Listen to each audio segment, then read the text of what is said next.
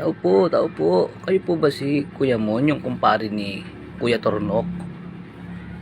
Oo, ako nga. Anong kailangan mo sa akin?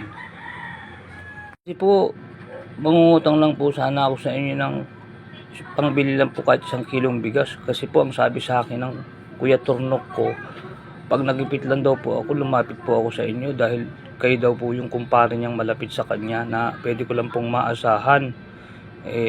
Nagugutom po ako kasi 3 araw na po akong hindi kumakain eh. Minsan po tsinelas na lang ang hinangat-ngat ko. Ganun ba? Oo nga, kumpare ko siya. Kilala ko yan si Tornok. Kumpare ko yan. Oo, totoong nalalapitan ako niyan. Kaya lang, napakarami ng inutang sa akin yan eh. Hindi naman nakakabayad. 4 na buwan na nga hindi nagpapakita sa akin yan. Nagtataka ako, ba't di na nagpupunta rito? Saan ba nagpupunta yung kuya mo? Tapos ngayon, biglang sasabihin ng kuya mo sa akin mangutang. May dati pa nga siyang utang. Nakita mo nga yung inuulam na lang namin, Ayan tingnan mo para makita mo. Sandali, para makita mo. Ayan nakikita mo yan?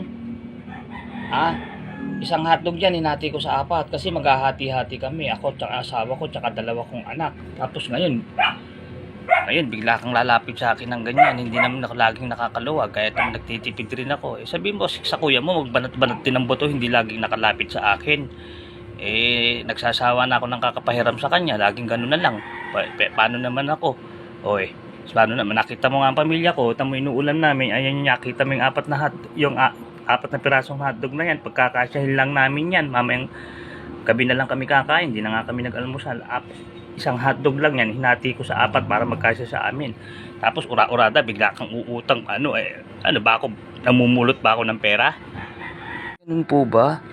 Kasi po, ang sabi ng kuya ko, sa inyo na lang daw po ako lumapit, kaya ganun po ang ginawa ko.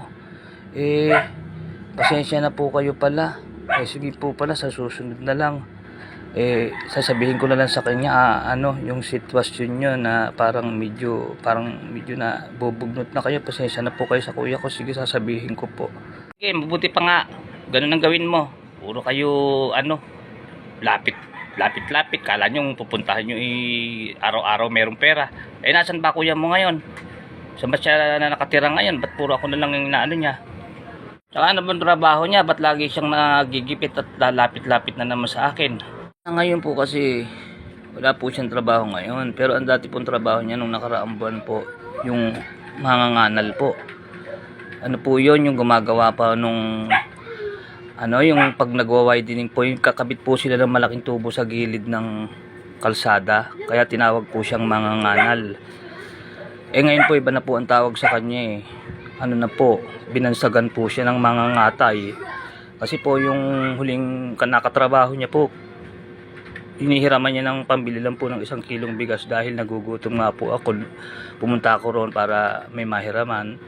Kung ano-ano pong sinasabing masasakit sa kanya, sa kasawiang palad po, pinatay niya po. At tapos po, kinatay niya po. Pag ginawa niya pong parang baboy, tinanggal niya po yung ulo. Tapos yung likod po, hinati-hati niya po sa 2 po, ginawa niya pong parang pork chop. Tapos yung pigi po, hiniwalay niya yung pata, kaya nga po binansagan siya ngayong mangangatay. Nasa kulungan po siya ngayon.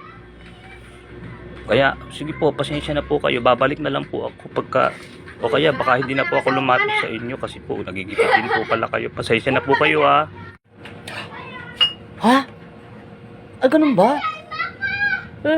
Ba't ka alis? Sandali, huwag kang umalis. Wala naman ako sabi ko lang kanina, medyo hinati ko lang yung ulam namin sa 4 kasi nga 4 lang naman yung kakain. Pero wala, teka muna, sandali. Huwag kang ka naman.